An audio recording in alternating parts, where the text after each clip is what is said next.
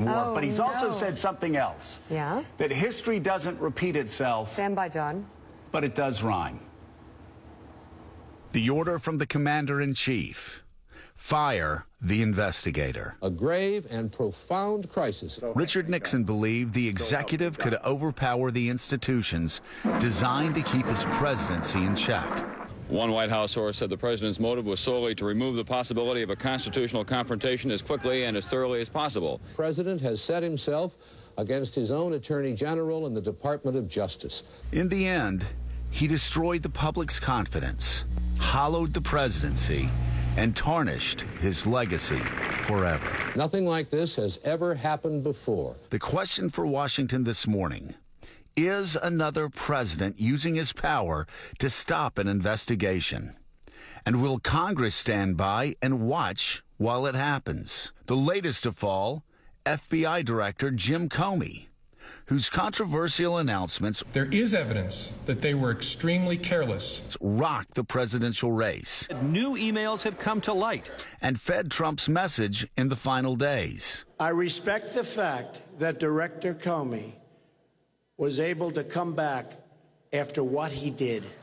Suddenly fired for the actions he took months ago, purportedly at the suggestion of Trump appointees in the Justice Department. Comey was in the heat of an investigation, looking into ties between Trump associates and the Kremlin. This work is very complex, and there is no way for me to give you a timetable as to when it will be done. His firing recalls another crisis that originated in the Oval Office: the Saturday Night Massacre. It began in a congressional hearing investigating the Watergate scandal stemming from Nixon's 1972 re-election campaign. A White House aide revealed the president had secret Oval Office recordings, and Special Prosecutor Archibald Cox issued a subpoena seeking those tapes. Nixon refused. Hiding behind executive privilege, he offered up summaries of the recordings. Yesterday, Mr. Nixon ordered Cox to stop going to court to try and gain access to the tapes. But Cox rejected that offer and stood by his subpoena power. I do want to say that I don't feel defiant. President Nixon waited for the weekend, a Saturday night, when he summoned Attorney General Elliot Richardson, ordering him to fire Cox. But Richardson had pledged not to stand in the way of the investigation. Mr. Cox will have full independence as far as I'm concerned. Rather than going back on his word, Richardson resigned. The job fell to his deputy, William Ruckelshaus, who stood up to the president as well. Ruckelshaus refused in a moment of constitutional drama. Nixon fired Ruckelshaus and found someone else who would do the deed. And the Justice Department is now headed at the president's direction by the Solicitor General Robert H. Bork. Robert Bork, who carried out the president's wishes and fired Cox and his entire staff.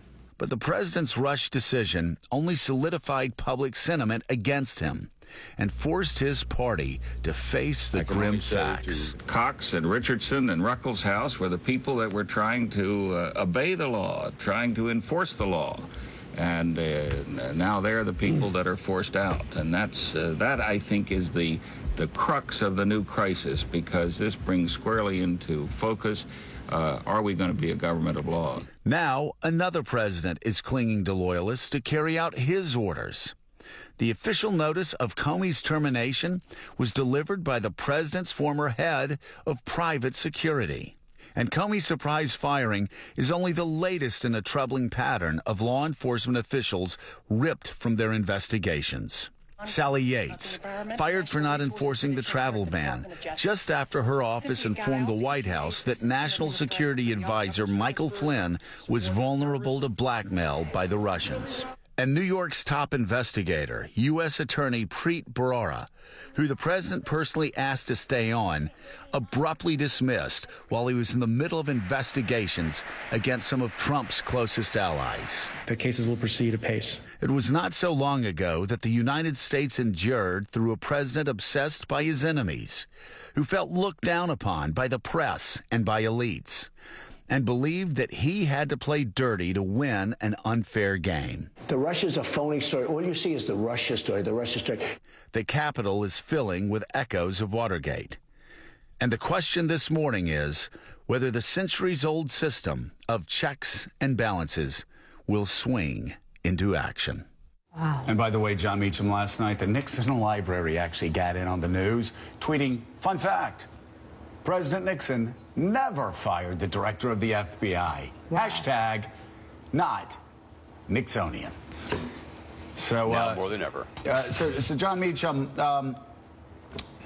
how serious is this? What level constitutional crisis is this? Are we at